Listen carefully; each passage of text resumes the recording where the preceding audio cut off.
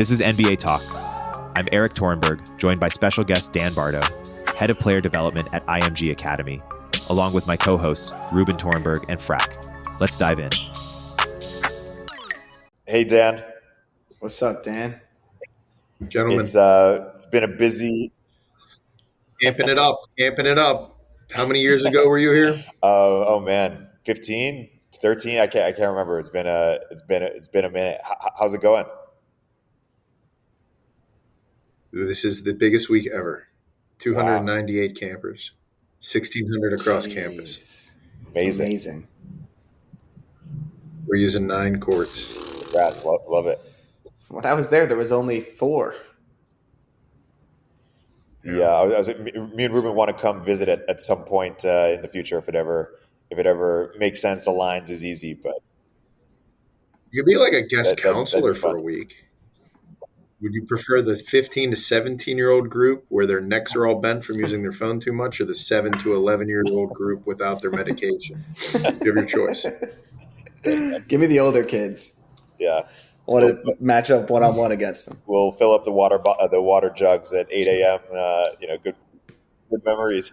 Do the dirty work.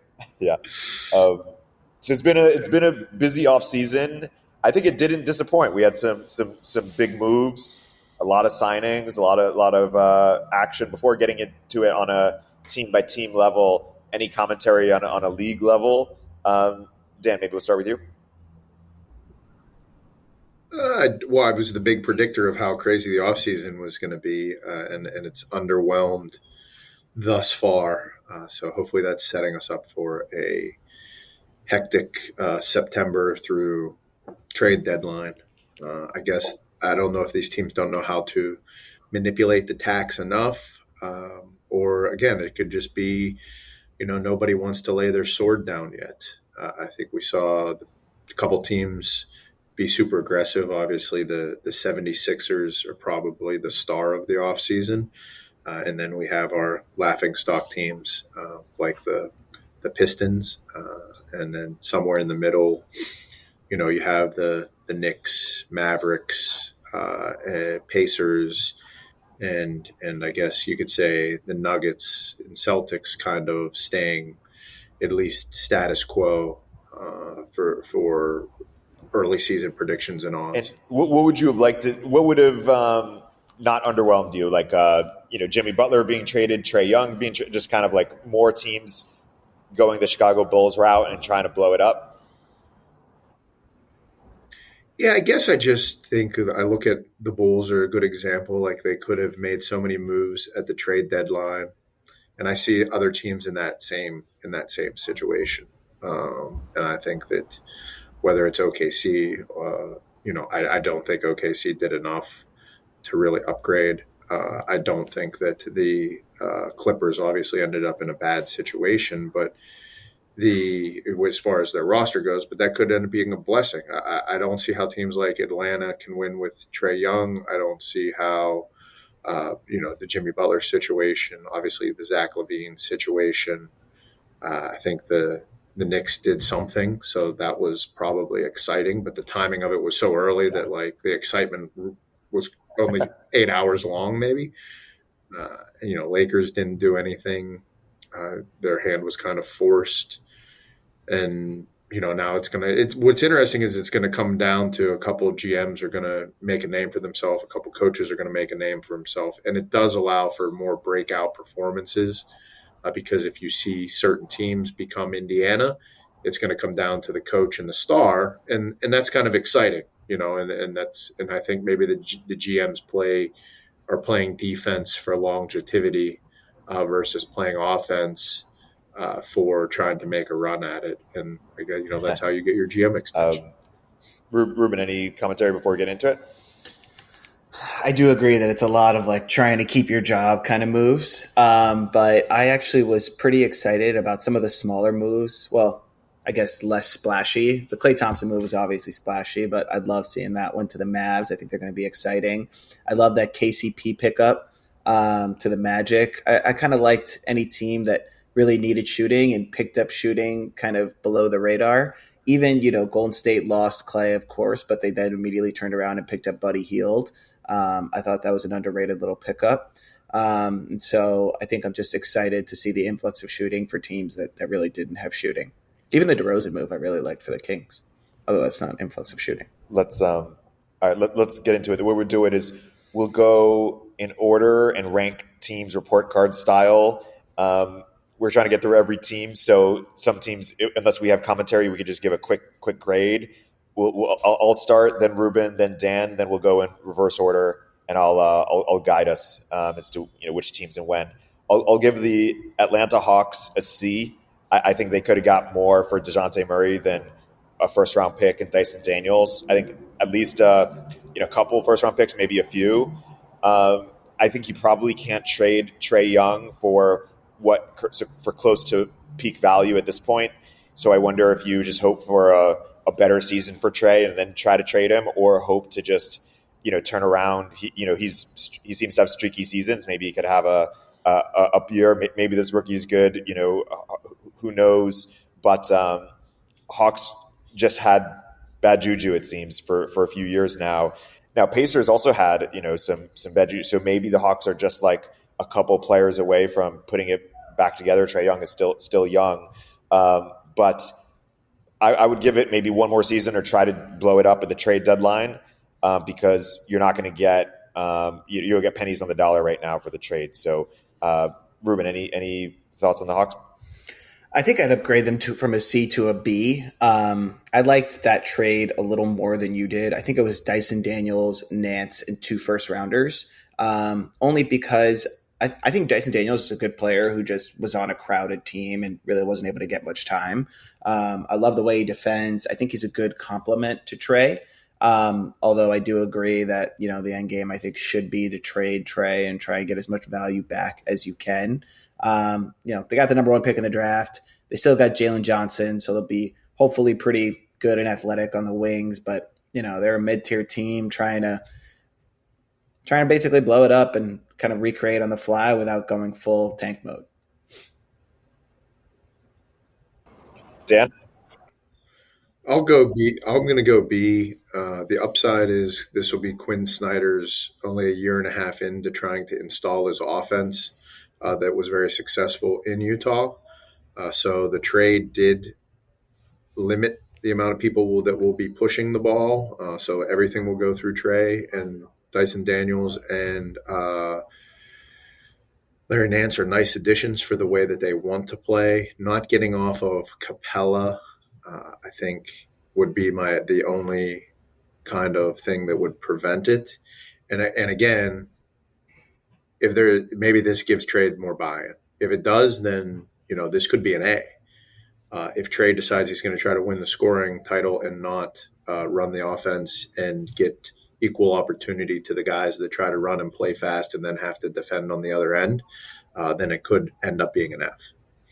And again, I think they could have done more with that first pick opportunity. Just don't know enough about how the finances kind of work out. And again, I don't think that it's enough. I don't think he's enough of an impact player if Trae Young is not willing to make him that. And I don't see how he's going to trump what Jalen's trying to accomplish or Dyson Daniel. Like, there's just kind of an overload for those wings that need to run. Would you have tried to trade the first pick and a package for something, or what would you have done? I mean, I'm sure they tried, but again, I think I don't think we're in a situation where these GMs are looking for positive sum gains. I think everybody's trying to fleece each other, and that was probably the case with what they were trying to do. And again, it comes down to, the GM's only in his second year, so he feels he has 2 more years. They didn't have the sense of urgency to really roll the dice on anything big, and they probably didn't have the leverage to trade Trae at a discount, and that's what it came down to. You could trade DeJounte at a discount a little bit. Yeah. And nobody would look at like we gave away a superstar. We just gave away a really good player. Yeah, DeJounte Murray is interesting in that way.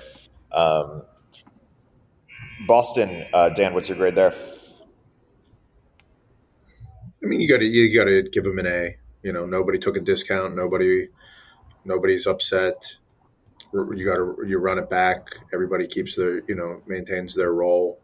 The stars made the mid-level players some more money. The mid-level players kept the stars at star level. So they have 2 years at it, and the owner's happy. The team's up for sale. He's going to get his $1 billion return on the championship and sell at the top. So I don't think you could have scripted it any better. They need the regenerative doctor needs to be on call. A. Yeah. A as well. Let's go to Brooklyn. I'll also give Brooklyn an A. I think trading Mikal Bridges for 6 first-round picks, but really just deciding to blow it up sounds good to me. I don't, maybe A minus. I don't know why you signed Nick Claxton for 4 years, $100 million, but I guess you got to pay some people, and maybe it's like by making these bad deals, maybe it helps you get the first pick in the draft, and the Cooper Flag sweepstakes might be, really worth playing for. Do you trade Cam Thomas too for some picks? Maybe. I don't know what his trade value is right now. Presumably he's going to score like 30 points a game this season. So maybe you'd trade him then. But I can't even name 5 players on the Brooklyn Nets right now. I guess Simmons, Claxton, Cam Thomas, and Finney Smith. But yeah, I keep the trades coming for picks. What I say, Reuben, what do you think? Are we finally going to see Ben Simmons? I'd also give this A minus, B plus territory. I like the return they got for Bridges. I think Cam Johnson, Finney Smith, Cam Thomas, all trade pieces. Give them a bunch of time early, hopefully let them produce and up their value. I think Simmons is still a wild card. I wouldn't trade him just yet. Let's see if he can come back after 3 years of nothing. I think they're, firmly planting themselves in the Cooper Flag sweepstakes.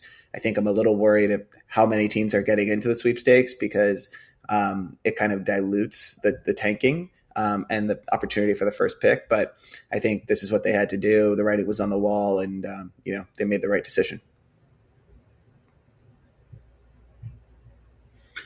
I mean, I agree. I give them an A for this year. I give them an F for the decade. As I mentioned, they sell out almost every game anyways as a mediocre team. So people go to the Nets games for their own entertainment and to root for the other teams. I don't know if that's a good thing. I don't love, what it does for their brand because it puts you into that tanking mode. I mean, you're not building fanfare with Ben Simmons, Cam Thomas, and Cam Johnson. I thought Mikal Bridges kind of had a little bit of a superstar carry the team vibe. But it's, it's very clear that this is Sean Marks' ship. They're sticking with Sean Marks to run it. Jordi Fernandez will do a very good job of being creative with whatever personnel he has.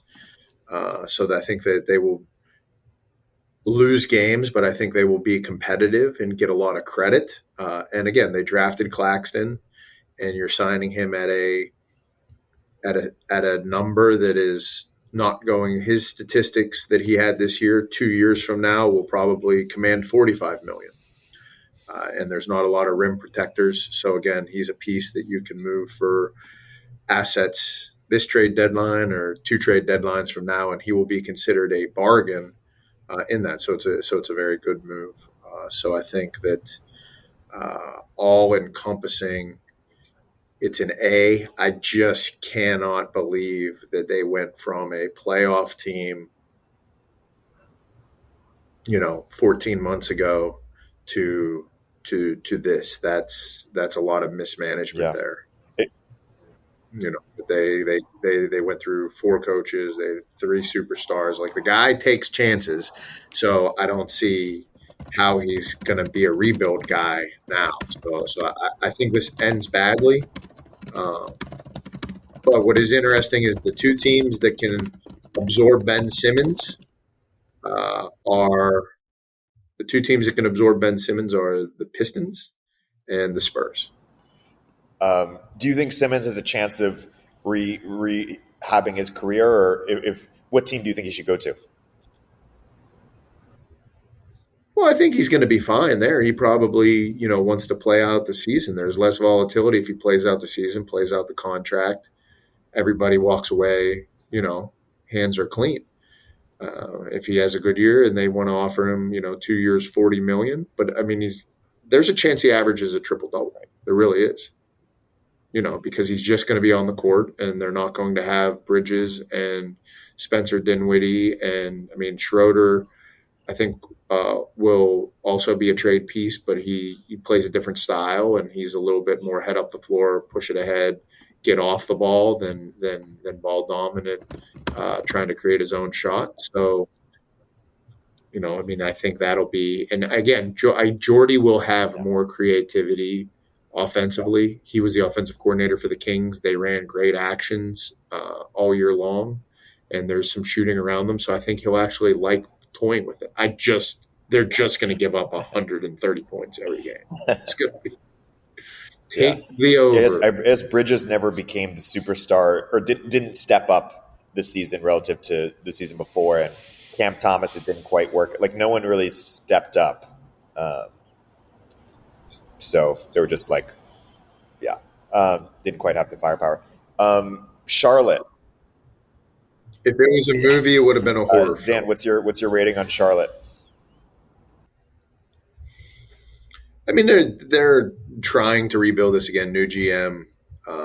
It's a tough situation. Bringing Bridges back is the right move. Just like I said for Claxton's situation, you're getting him what his output will be. Contenders will move picks and move assets for him if needed. But I think they're competitive. They're going to be athletic. I love the pick of the French kid that they got at 6. I think that they offloaded, pieces that were going to be, not the repetitive pieces. So each piece is a little bit more unique now. And again, I mean, Bridges and LaMelo, we could be sitting here in February and talking about all-stars like we legitimately could. But they're going to have, again, GM gets a job, year 1, clean it up a little bit. Year 2, make some bigger moves. Year 3, you make the splash and you try to get the 4 seed. I think that's what we're looking at for them. But they have a long way to go with their fans as well. I'm just speaking on behalf of the organization. So, I'll give them a B. What say you, Reuben?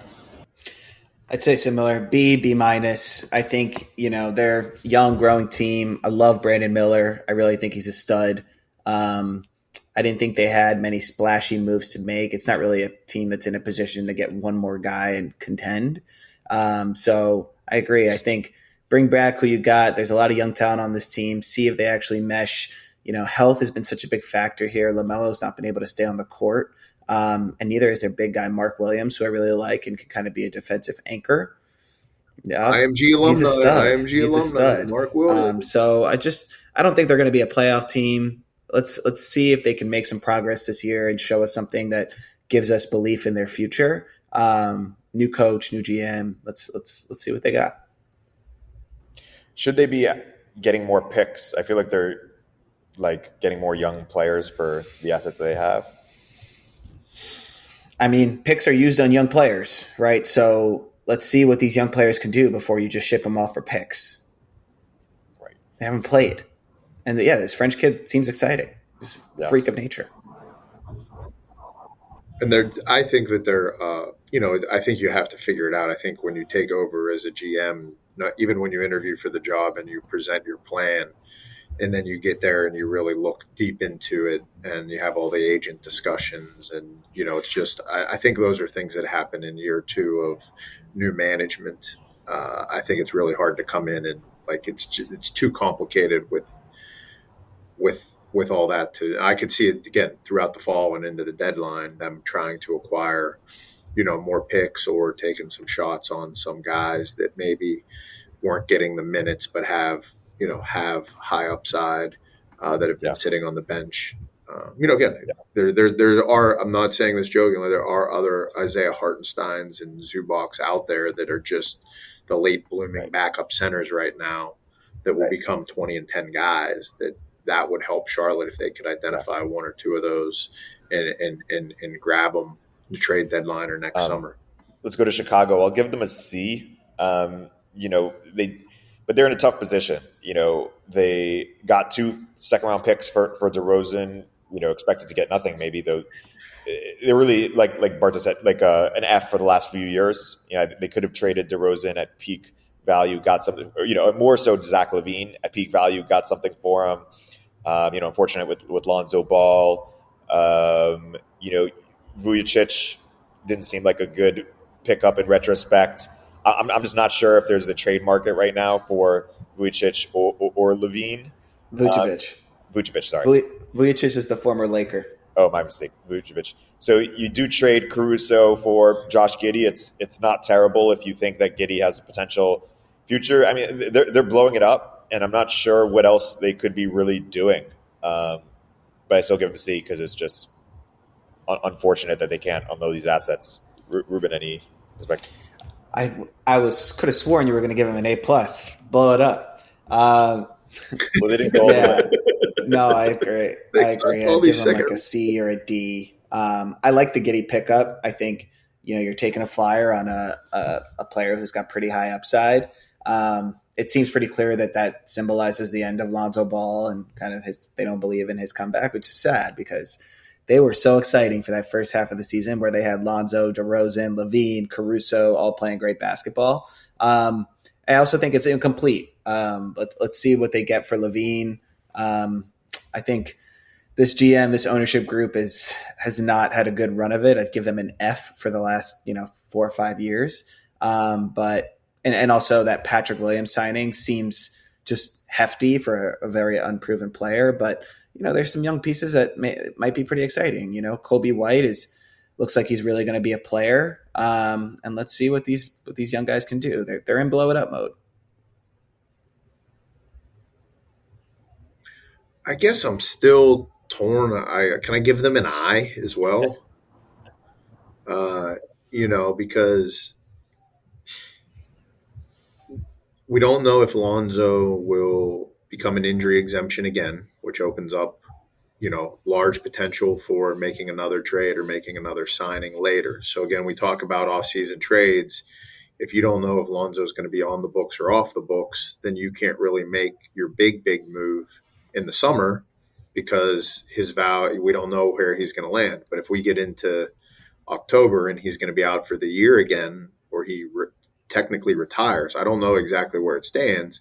But then if his salary becomes an injury exemption, and that injury exemption can be combined with LaVine or can be used to sign or trade for somebody else, then it is interesting. DeMar DeRozan is tremendous, but he is a ball stopper and he demands the ball and he's very high usage. And Vujicic plays at the elbow and in the post, and is to get him his touches, it slows down the offense.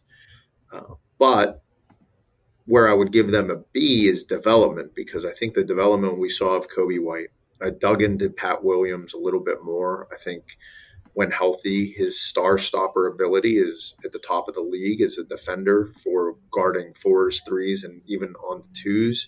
Both of his injuries were very traumatic but different, with just the foot break, which now players can come back 100%. They finally figured that rehab out. And he had, a terrible wrist injury, which wrist injuries are a 2-year recovery. So in the Claxton light, you're getting a player under $20 million or a little bit over $25 million, maybe. What was it? 4 years, $94 million, I think. So you're getting him at a something that could end up being, if he becomes an 18-10 and the ability to stop the other team's best players, then again, he's a $50 million player and you got him at 25. I think that's the risk they're taking. But I like Kobe White, Giddey, play that attacking style. I think Ayo Dosunmu is a starter on 20 of the NBA teams, and he's finally come into his own. So they've developed 2 starting guards through their system that is good. And maybe Billy Donovan's too loyal, and maybe Karnisovas has just been too kind to work together with Billy. But sometimes that culture and that working together and that belief in the guys that you have in the system, which would be Ao and Kobe and Pat Williams, and then Vujacic now becoming more the man. And if Levine comes back healthy and they say, hey, we're all in, you have a coach that's good. So, I mean, this could become the 5 seed with acquiring no more players. I don't see it. The East feels too stacked. I mean, the 5, it's like, Boston, Knicks, Sixers, Bucks, Pacers, Cavs, Magic, Cavs. Pacers. That's 7 teams right there. But the Bulls are going to have 8 motivated guys and a coach coaching for his job. Like, there's something to be said for that sense of urgency, while everybody else is just like, we're here, we got this. And then they get an injury or 2 injuries, and they have no ability to acquire anybody. Let's actually go to the Cavs. Dan, what do you think about the Cavs? Man, I don't know. I mean, I've said keep the coach, trade 2 guys. They did the opposite. They kept everybody. Bring in a tremendous coach, but he's playing the same hand.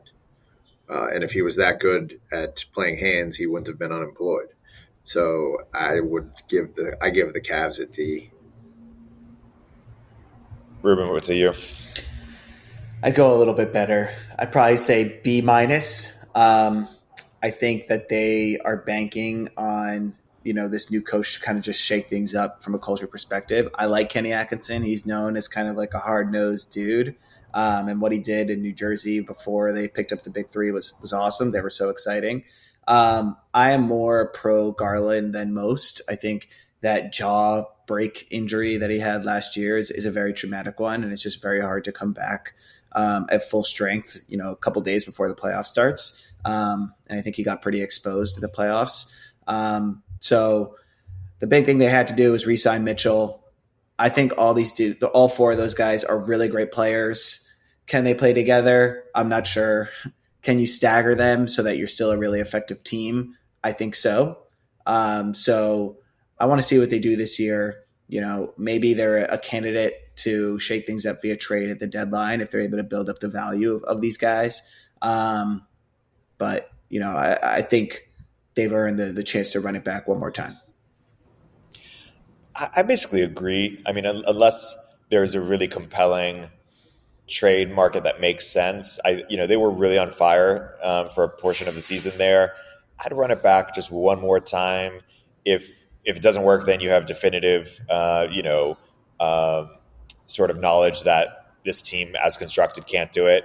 Maybe Dan's, seen enough to make that call, but I feel okay running it back just one more time. Remember, that run was without Mobley, and Allen was killing. I mean, if they have knowledge, like I really like this Mobley kid. Dan isn't as high on him maybe as and so if they have, I mean, all 4 of those guys should have real trade market value. So if they're like seen enough to be short on one of them and feel like they can get another great player or some great picks, I don't hate it. It feels tough for them to get out of the second round of the East. So if even to get to the second round, so. Got to do something if it's not obviously working. Maybe at the deadline. Shall we go to the Pistons? I think the Pistons probably a D. I didn't understand the Tobias Harris pickup unless you're actually trying to lose and just go for the Cooper flag sweepstakes. Cade Cunningham on that max contract, I guess he's the man for them. I actually don't know enough about Cade Cunningham to know if he's ever going to be a star on a winning team or enough about his potential. It feels like they have young players, but like if I compare them to the Rockets, I'm not sure if I like their young players as much as I do for the Rockets. Like the Thompson guy's good. Ivy has potential, but seems to have regressed a bit. I really like this Jalen Duren kid. I wanted there was a potential trade the Knicks or someone proposed, which was Jaden Ivey and Jalen Duren for Mitchell Robinson and Miles McBride and a first round pick. And I liked it. If I was the Knicks, I think that Duren guy's got a lot of potential. He's only 20 years old and he's an absolute animal. But it feels like Pistons are just destined to keep losing without any people on the current team who are going to become megastars, or without depth to their picks. So yeah, I don't know where that puts them. But Reuben, what do you say? I go higher than you. I go B+. It's the Tankapalooza sweepstakes here. They're going all in for Flag. Monty clearly wasn't able to get through to these guys, and I actually like this young talent a little more than you do. I think Ivy's legit, and just really didn't get any time towards the beginning of last year, which seems to have deflated his confidence. But towards the end of the year, he really came on. I think Cade's a good player, just hasn't had the right pieces around him to succeed. His 1 year was a wash because he had that crazy shin injury. Last year, he played well and put up numbers, but it seemed like he wasn't playing in space. They don't really have any shooters. I don't know if Tobias is a shooter, but he's someone that can help you lose and get you, properly situated. But yeah, I think these young pieces are good players. Cunningham, Ivy, Thompson, Duren, all I think have legitimate potential. So I want to see what they do, and if they can, make some strides this year and then come in hot next season with Cooper Flag.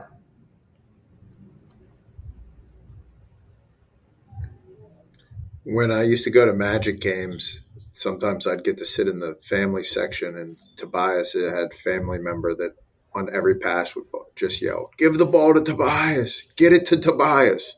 So every time you see or hear the word Tobias, I want you to just yell that out loud. But it looks like they acquired. I give them a C. I don't have any reason to give them higher than that. I don't have any reason to give them lower because I really don't know what direction they're going. They have to be competitive, but Detroit's fan base is so fickle that it's not like the Nets. They're not just going to sell out. People are going to show up with bags on their head or Cooper Flag Duke jerseys, and that's not good for your organization when people mock you that way. I think as bad as they were last year, even with the losing streak, they still remain some credibility in the basketball world because people respected Monty Williams so much. Some of the upside is JB's creative. JB's a player's coach. I think that he'll be able to do stuff. I just keep wondering if they're going to go like hockey subs. He's just going to yell old guys and they're all going to run up and check in. And then he's going to go young guys. And then the young guys, those five run in and they run around. But unlike other people, I love the Holland pick. I think he's a future all-star. There's just not motors like that. So if they can build around him and Thompson, Ivy's got some stuff going on off the court. I wouldn't be surprised to see him moved or miss some significant time, which opens up some more opportunities and might be some of the reason that they acquired some of these other older guys. But they have some shooting, they have some athleticism, and every night that you have to go spend in Detroit as the opposing team is not pleasurable. So they could remain competitive. They got Sasser. We forgot about Sasser. Competitive. I think that the Tankapalooza. What are you going to do? Try to win 8 games? Like them in Brooklyn? It's going to be 6 wins and 8. You got to get to 20 wins. So it's going to be, and there's no guarantee that by alienating your fan base that you're going to end up with the number 1 pick. Luckily, there are 5 good players in this draft for them. And What's fascinating, regardless of the picks, regardless of what they do with some of these vets that they put on tradable contracts, I'd love to see them get the kid going to Duke. I saw him in person, Kalum Maluk, or however you pronounce it. That's also going to Duke. That if Detroit gets him, I'd rather Detroit get him than Cooper Flag. Wow. I'd rather Brooklyn get it. He is a game-changing frontline player, and that's who they should be tanking for, not for Cooper Flag. Dan, what do you say about the Dallas Mavericks? I'd give them a A plus. I think that they got off their liabilities. Hardaway didn't seem happy.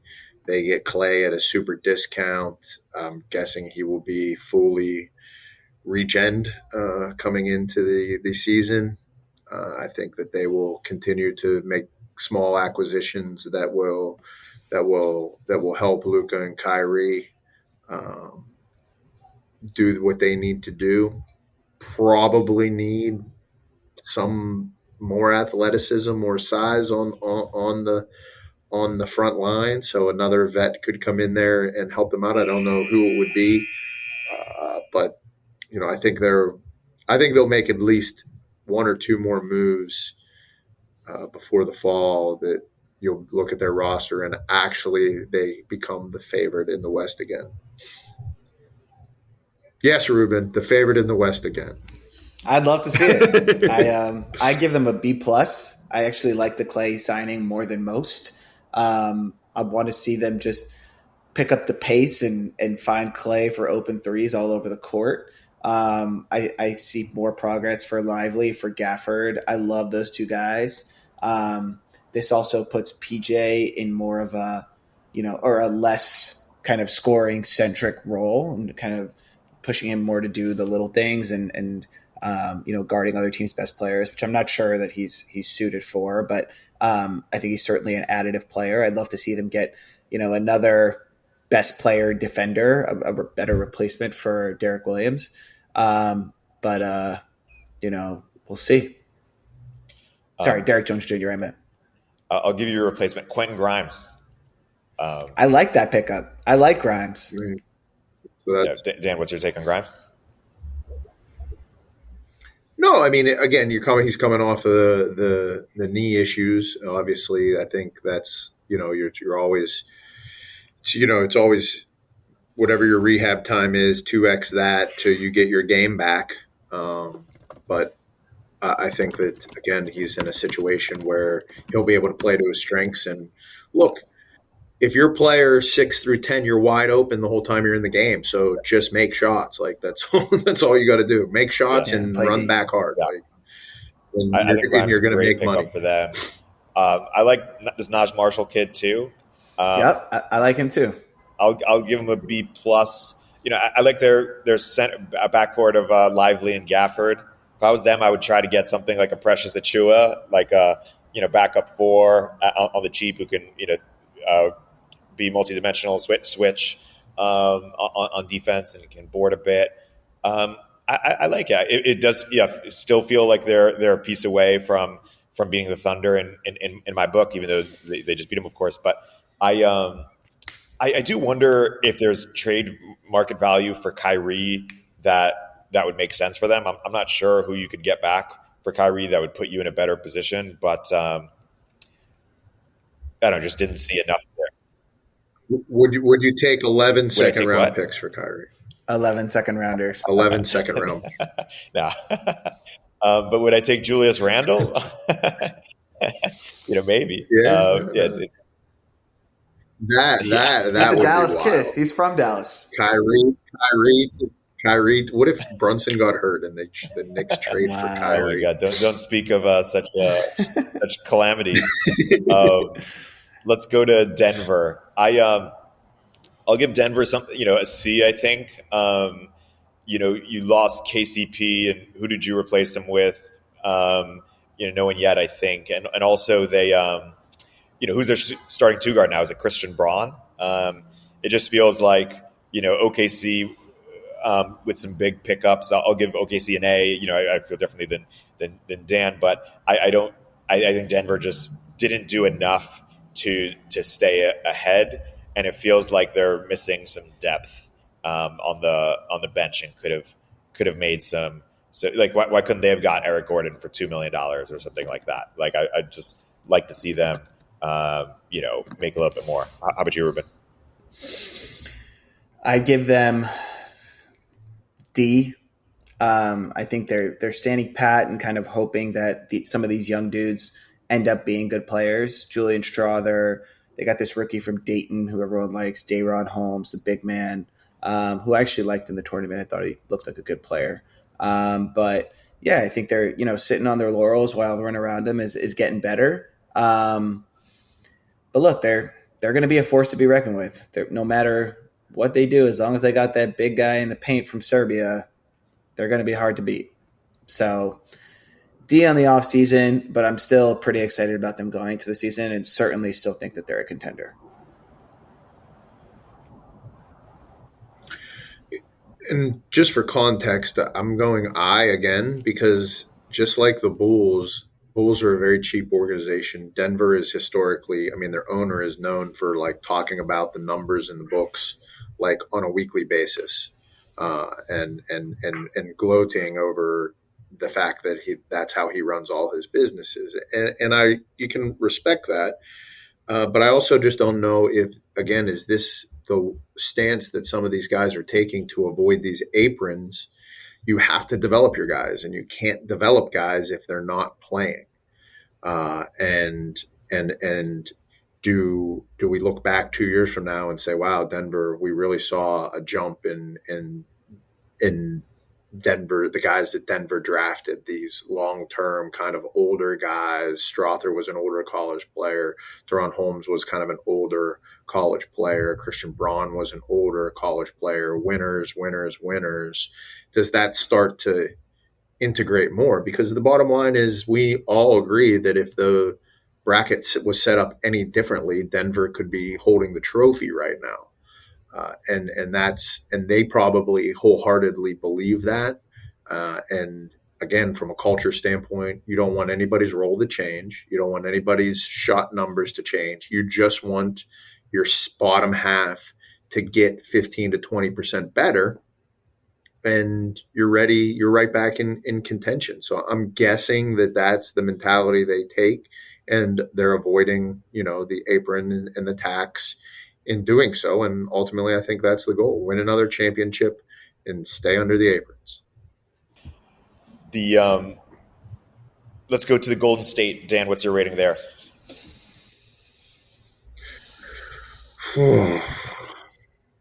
I mean, look, you lose Chris Paul and Klay Thompson, but it's like we said about Atlanta. You're building. Curry's the man. That's where it's going. They're buying into the guys that they developed. Who did they acquire? Buddy Who did Hield, you say they acquired earlier? D'Anthony Melton, Buddy Hield, Kyle Anderson. Which you got to love. You have to love all of those moves. So again, they're going 2 stars, and everybody play off of them, and let's run our stuff and play fast. They got more athletic. I don't see how that you say, okay, we're going to beat Denver, Minnesota, and Dallas with what they have. But again, maybe they believe that that this is the year that Moody and Kuminga really make the big jump.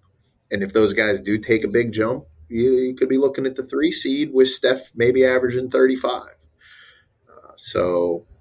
I've watched some film on them recently with our projects, and it just is interesting to watch, how Paul, he just slowed the pace down at times, and even though he found guys on the money, the ball just didn't move with the crispness that I think that that the Glory Days Warriors had.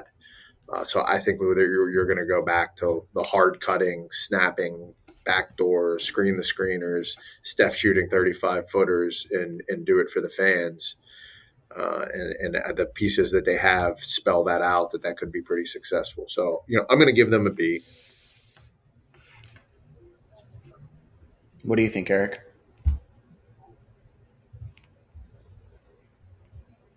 I think we lost him for a second. I'd also give them, I'd go B. Frozen. Take a screenshot of that. That's an awesome face that he's making right there. Just can you turn that into a meme that just says second round pick? I want second round picks. I'm going B+ for the Warriors. I think, anytime you lose Klay, it's never a good thing. I think it had to happen. I think both groups needed to kind of just take the next step. And so given the lemons that they had, I think they really made lemonade with it. I think Hield is an awesome replacement for Klay. I think he's just gives them the same firepower from a shooting perspective. I love D'Anthony Melton. He was hurt last year for the second half of the year, but whenever he plays, he's a menace. I love the way he guards. I think he's an awesome player. It's really just underrated signing. Anderson, I think, is a nice piece who kind of it fits well within the Warriors system, moves the ball, never sticks, very glue guy mentality. He can guard, and they need those kind of switchable players, which I think they really struggled with last year just in terms of guarding. And we're going to see – I want to see another leap from Kuminga, and I want to see Moody get a lot more time. I think he's a good player that just hasn't been able to, get enough time on the court and get enough reps. I don't, I think, again, the grading scale is so interesting because they're probably happy to, like, if you're a coach, this is a lot easier to coach this team. Does that make sense? So, the grade of the GM is different than the grade of the coach. I think a lot of these coaches are excited about their rosters because it's less ego management. And I think that's what happens in Golden State. It's definitely less ego management. You know where your hierarchy lies, and you know where your who's going to get the most shots. And on their rest nights, somebody gets a chance to be a star. And I think that's great stuff for the locker room, But at the same time, I mean, Dallas was just sweeping them, right? Totally. But I think you can't. Unfortunately, of course, Steph's time is dwindling. You have to fight for a championship. But these young dudes have shown a lot of potential, And if Steph can hold on a few more years, maybe Trace Jackson-Davis takes a leap and Podziemski takes a leap and Kuminga starts playing really well. And, in another year or two, they're ready to contend. And Steph is still doing Steph things. I don't think he's regressed like an inch, and he's 35. Again, we watched film on him yesterday, and it's just amazing. It's just amazing to watch. Like, it's so fun. And I also think that when you look at the GM aspect of it, the GM drafted a bunch of these guys, so he wants them to get the volume. And the way you get them the volume, that's why, to me, I get the Buddy Hield piece, but I'm not putting Buddy Hield into Clay's role. Right? Like, I'm putting Buddy Hield into, we want you to shoot 8 threes, but we don't want you to shoot 20 times a game. I don't know if Buddy's going to be down with Buddy's about Buddy. He's about getting shots up. Let me just quickly give the Warriors a C. These pickups are good in isolation, but they need to consolidate talent, and I feel like they're just still not competing for even like anything beyond a play-in. So I just feel like, Sixers went and got Paul George. Like, that's what I wanted to see from the Warriors. Not necessarily him specifically, but, something that, I don't know, give us a chance.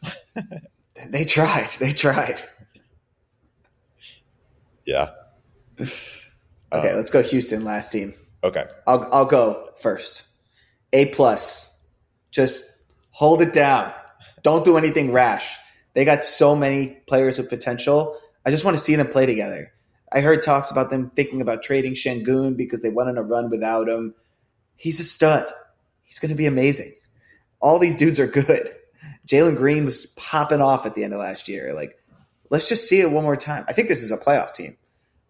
So I'm very excited to watch them play. I love this kid, Reed Shepherd. Just show me what's there and don't go for it immediately. I would trade Jalen Green. I think you can get something really nice for him. You can get some picks. You can get some other star. I think I love their core too, Reuben. But I would love to see them consolidate or give some of these other players a chance.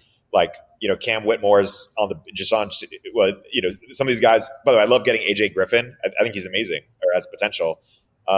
So I'd like to see them consolidate just a little bit by taking some bets on players they like. And I think Jalen Green's got real trade value, and I just don't feel like he's a huge winner in my humble opinion. So I'd trade him. That said, I love the roster. So I think they're a playoff team too. I think Dylan Brooks is is one of the best pickups of this last season. I'm so high on Dylan Brooks. And I think championship teams need a player like him, like Draymond, like OG. Like there's only like 7 of these players in the league. Nick's got I love how he puts OG in the combo. OG's definitely in the combo. Max player. He's good. He's not a max player. He's $212 million over 5. Anyways, He's good. What's your take? I love the off season.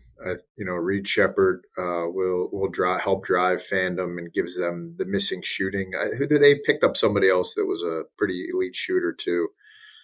So I know they addressed that. I don't remember exactly who it was, but Griffin can shoot a little. It obviously helps him with the shooting side. But what I like is I liken them to the Magic of last year. They've kind of created a zero-sum environment of competition with Ime being able to probably win a fight against every single one of his players helps. So as they challenge each other and it creates – I was worried about Orlando last year. Where would the hierarchy fall and who would accept their roles and people playing for agendas.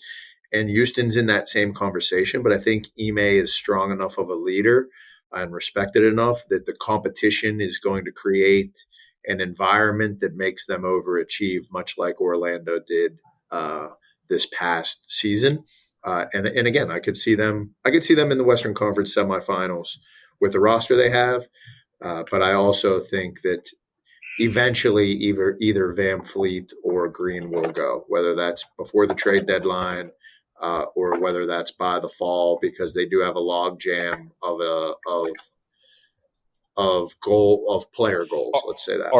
In closing question, are they the OKC of last season? Like who's the sleeper team that is going to, or I guess Timberwolves too, but that is going to do way better than is expected right now? I'm going to context it. I'm going to say pre-trade deadline, the Portland Trailblazers. Wow. That's a big Woo! click. Oh my God. Big time Denny clinging. I was so excited to get to them. A++. Wow. Dude, I think they're 20-win season. But okay, that's a good cliffhanger for next episode. Dan, Reuben, as always, a pleasure. And until next time. Much love, boys. Have a great one.